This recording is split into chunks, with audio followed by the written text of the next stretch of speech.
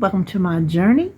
Today we're going to talk about saving money on groceries, maybe some tips and tricks for going to the grocery store, because y'all know I complain about it a lot. Our grocery prices are going through the roof, and it's getting harder and harder for a lot of people to buy the food they need. And most of this stuff you've heard, you probably do, but I don't think a refresher course is a bad idea.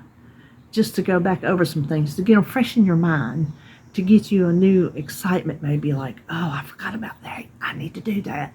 And there's simple things. There's nothing hard you need to do to try to save money in your groceries. And I have found, barring the big stuff, when you're cutting your budget, when you're working in your budget to try to cut money somewhere, your food budget is the best place to do that. It's the easiest place to do that.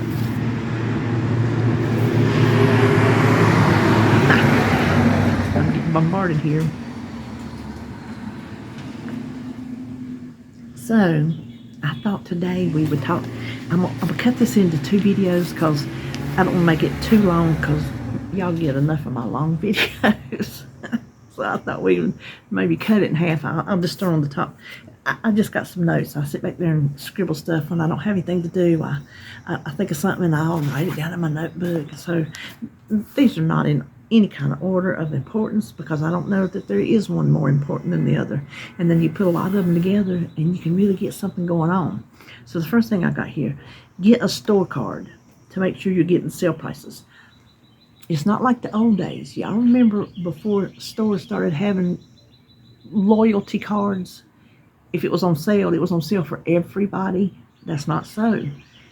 If it's on sale, 9 times out of 10, it's a rewards member sale.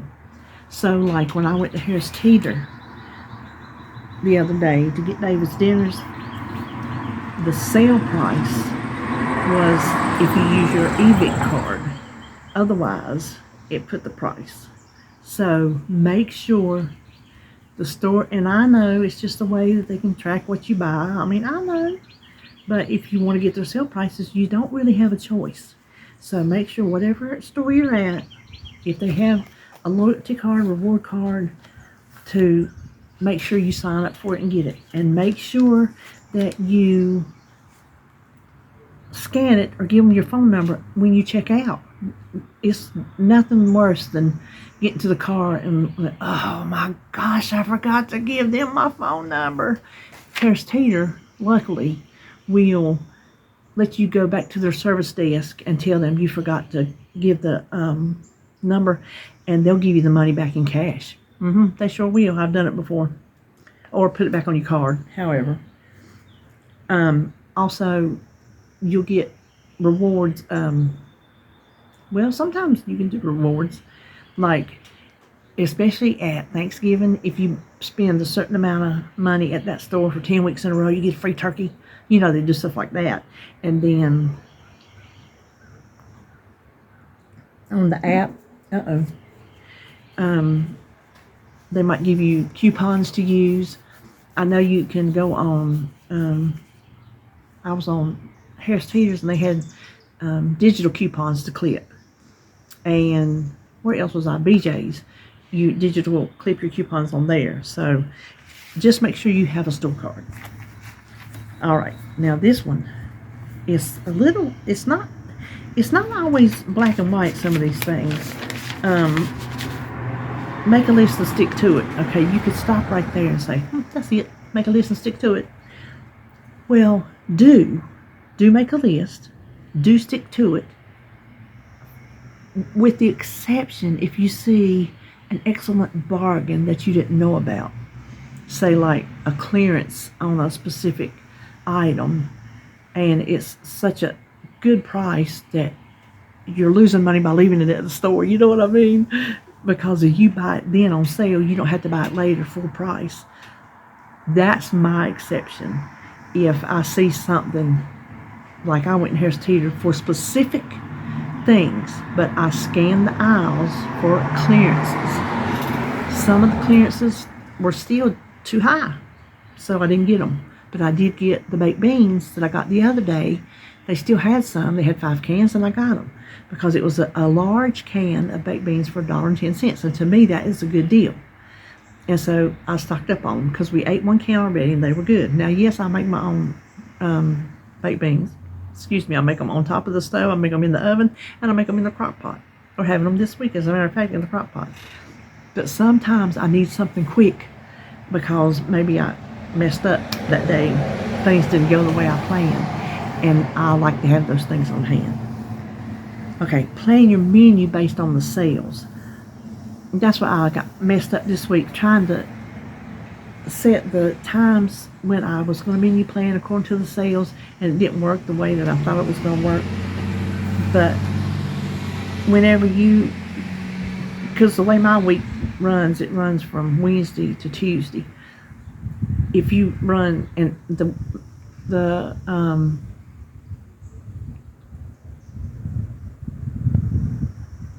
sales, I couldn't think what I was trying to say. The sales come out on Wednesday, and I typically have my menu made and get my groceries delivered on Tuesday, and then that way I can have everything done to have my menu plan put up on Wednesday on the channel.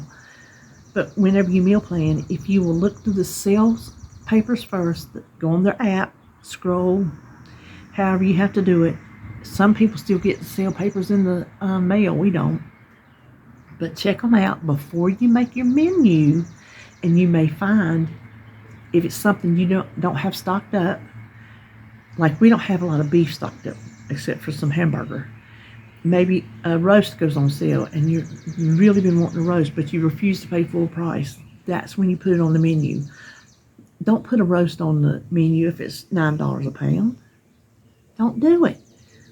And it's a shame to say when it goes to $5.99 a pound, it's a deal, have a roast, because that's just, you can get hamburger for $5.99 a pound. So the prices are just, they blow my mind. They really do. They really do blow my mind. So plan your menu according to the sale prices. All right. Buy in bulk when the price is right, but not more than you can use in a certain amount of time. So like those beans I bought, they're going to last. I didn't even look at the date because canned food lasts forever. So they're going to last. But let's say, oh gosh, I'm trying to think of something. Oh, okay, Baby Bell cheeses. Let's say you see the Baby Bell cheeses, they had them on sale at Harris Teeter. I was thinking they come up on my mind. They sell big bags of them at BJ's. Well, let's just say BJ's was the cheapest price. They wouldn't have been with the buy one get one free, I don't think. But let's just say, okay, for the sake of this video, BJ's has the best price on Baby Bell cheese, and there's a big pack of, I don't know, 25, 30 left. Let's just say 25. If you can't eat those 25 Baby Bells before they go to the bad, you're not saving money. You're wasting money. So make sure what you buy in bulk is something you can use. So don't buy a big bulk of chicken if you don't have a freezer to put it in, because I don't think you're going to be able to eat it all before it goes bad. Those types of situations.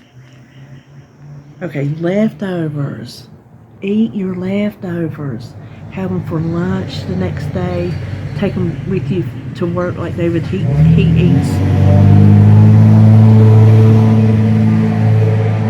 He eats at home and he takes a lunch with him. Leftovers. Eat them with a meal like I did last week. There was one day I just told him, I said, I'm not making new food. So then we have even more leftovers. We're eating the leftovers as sides.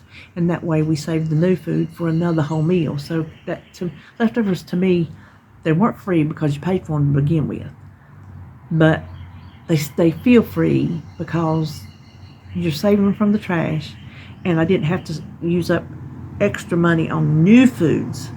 So even try to figure out how can you change your foods into something different. I have a leftover soup bowl, and I learned it from my mama. when she had little dibs and dabs of corn and meat, whatever, green beans, lima beans, anything you can think of, she would put it in that roast, which we don't have roast left. I've got to where I make a small enough one now. We don't have any left. Put it in that bowl. When that bowl gets full, you make a pot of soup. And you're going to have a different pot of soup every single time. So always find something to do with your leftovers. And then finally, buy the cheapest, and we've talked about this before. We'll talk about it again, though. Buy the cheapest that you're okay with. So you're a brand name cheese person. David is. And he's not going to buy a new cheese to see if he likes it because that's his cheese. But let's just say you're receptive to change. And you eat name brand cheese. And you pay $5 a pound. That's some cheese right there. Well, go down to the $3 a pound cheese and see if you like it. And you're like, well, that's not bad. I like that cheese. Well, then go down to the $2 a pound cheese. You know what? That's not bad cheese.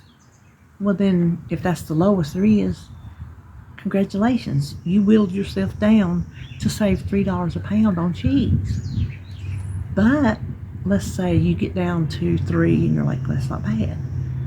I can do that. And then you get down to the $2 a pound cheese and you're like, oh, I don't like that at all.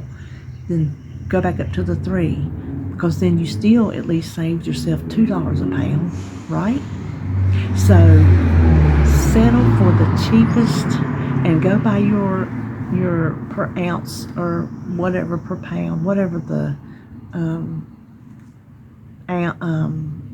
measurement is. Go by that, the unit price. That's how you know if you're saving money or not. Not by the package price, because packages are all different sizes.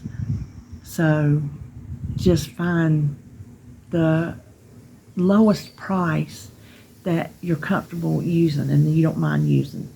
So that is all I have for you today.